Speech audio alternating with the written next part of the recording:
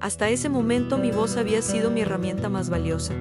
Hacía preguntas, aclaraba dudas, defendía a mis pacientes, pero después de aquel día, mi voz se convirtió en algo que todos querían silenciar. Yo era una enfermera de 23 años, recién graduada, trabajando en el Hospital Central. Creía que mi trabajo era cuidar pacientes y hablar por ellos cuando no podían hacerlo. No sabía que en algunos lugares tu voz puede convertirse en tu mayor enemigo. Todo comenzó durante mi segundo mes en el área de cardiología. Trabajaba junto a un equipo liderado por la doctora Mendoza, una cardióloga de 50 años con una reputación impecable. Yo admiraba su conocimiento, pero pronto descubriría que no todos los médicos respetados son éticamente intachables. El señor García, un hombre de 75 años, había ingresado con dolor en el pecho. Sus síntomas eran clásicos de angina inestable, pero sus exámenes mostraban algo preocupante. Sus niveles de troponina estaban elevados, indicando daño cardíaco activo.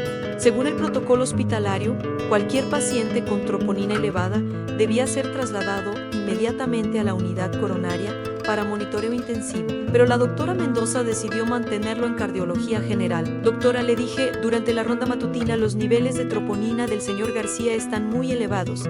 ¿No deberíamos trasladarlo a coronarios? La doctora me miró con molestia evidente. Los niveles están ligeramente elevados, me respondió.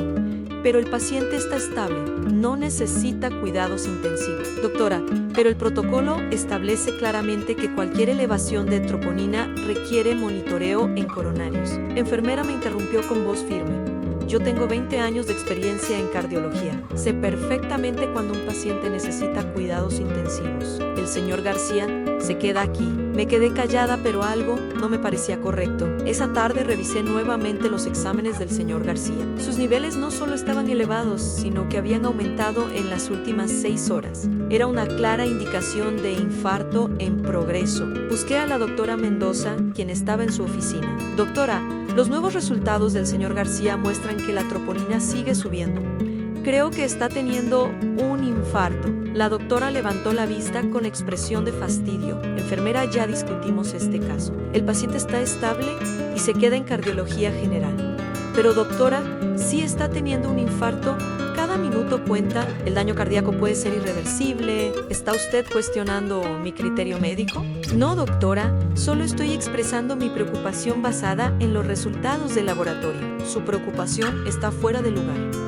Yo soy la médica aquí, usted es la enfermera. Manténgase en su rol. Salí frustrada, pero no podía quedarme callada. La vida del señor García podría estar en riesgo. Decidí consultar con el cardiólogo de guardia, el doctor Ruiz. El doctor Ruiz, necesito una segunda opinión sobre un paciente. Le mostré los resultados y le expliqué la situación. El doctor Ruiz revisó los exámenes con atención. Estos niveles definitivamente indican infarto agudo.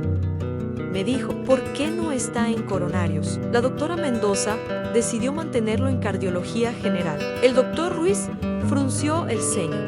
Voy a hablar con ella inmediatamente. Este paciente necesita traslado urgente. 20 minutos después, vi cómo trasladaban al señor García a la unidad coronaria. El doctor Ruiz había logrado convencer a la doctora Mendoza, pero yo sabía que había pagado un precio por alzar mi voz. Al día siguiente, la doctora Mendoza me llamó aparte. Enfermera, necesitamos hablar sobre lo que pasó ayer. Usted fue directamente con otro médico, sin seguir la cadena de mando.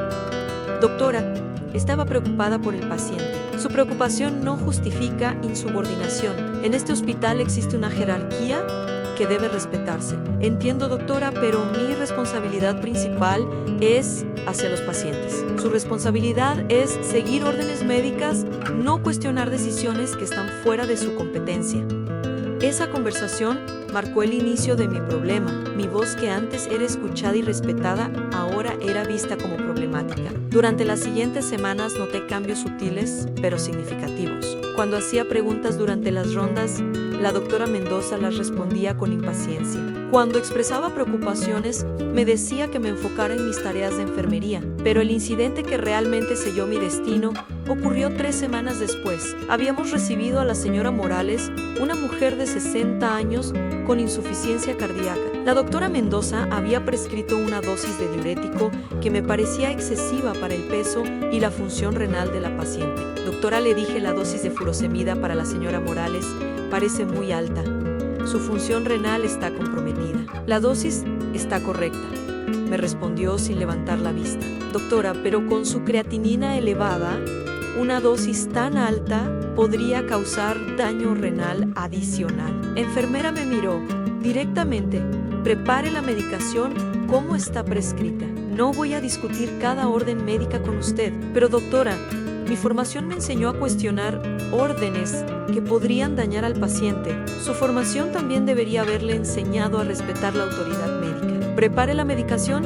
A un punto me quedé parada, sosteniendo la jeringa. Sabía que administrar esa dosis podría causar daño renal severo, pero también sabía que negarme sería considerado insubordinación directa. Doctora, no puedo administrar esta dosis en buena conciencia. Creo que podría dañar a la paciente.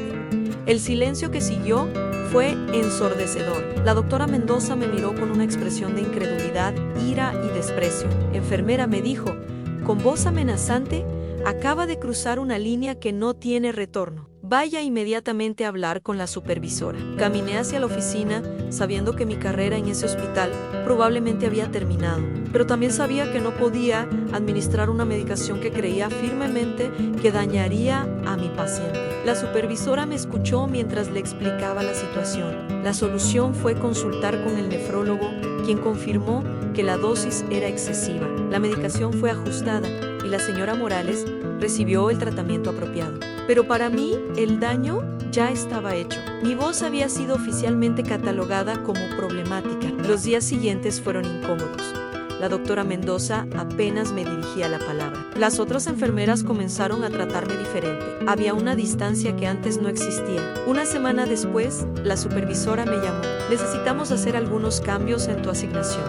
Me dijo, la doctora Mendoza ha solicitado que no trabajes más en su equipo. Dice que hay problemas de compatibilidad profesional. Entendí que no era una transferencia, era un exilio.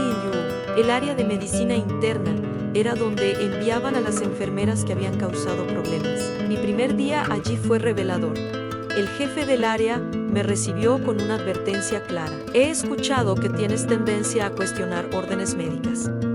Me dijo, aquí esperamos que las enfermeras se enfoquen en ejecutar cuidados, no en tomar decisiones médicas. Mi voz, que una vez había sido valorada, ahora era vista con sospecha. Cada pregunta era interpretada como desafío, cada sugerencia como insubordinación, cada expresión de preocupación como alarmismo. Pero lo más doloroso era ver cómo otros profesionales habían aprendido a quedarse callados. Durante mi tiempo allí presencié situaciones donde enfermeras experimentadas notaban problemas, pero no los reportaban. Preferían mantenerse en silencio antes que arriesgar sus carreras. Una noche, una enfermera veterana se acercó a mi añé. He escuchado tu historia, me dijo. Quiero que sepas que muchas de nosotras hemos pasado por lo mismo. El sistema no está diseñado para escuchar nuestras voces, está diseñado para que obedezcamos sin cuestionar. Hemos aprendido que alzar la voz tiene consecuencias. Perdemos trabajos, perdemos referencia, es más fácil mantenerse callada. Esa conversación me hizo entender que no era solo mi voz la que se había vuelto problemática, era cualquier voz que cuestionara el status quo. Meses después seguía en medicina interna. Había aprendido a modular mi voz, a expresar preocupaciones de manera más diplomática, pero también había perdido la espontaneidad de hablar cuando veía problemas. Un día recibí una llamada de la señora Morales. Quería agradecerme porque su nefrólogo le había explicado que el ajuste en su medicación había prevenido daño renal permanente. Sus palabras me recordaron por qué mi voz importaba. Hoy, después de un año, he encontrado maneras de usar mi voz. Efectivamente, he aprendido a navegar el sistema, a expresar preocupaciones de manera que sean escuchadas. Pero también he pagado un precio. He perdido la inocencia de creer que el sistema siempre quiere escuchar la verdad. Para las enfermeras jóvenes, quiero decirles que su voz importa. Sus preocupaciones son válidas, pero también deben entender que usar su voz tiene consecuencia. Mi consejo es que encuentren maneras inteligentes de expresar preocupaciones, que construyan alianzas con profesionales que respeten su perspectiva, porque los pacientes necesitan enfermeras dispuestas a hablar por ellos. Mi voz se volvió un problema, pero sigue siendo mi voz, y seguiré usándola para defender a mis pacientes sin importar las consecuencias.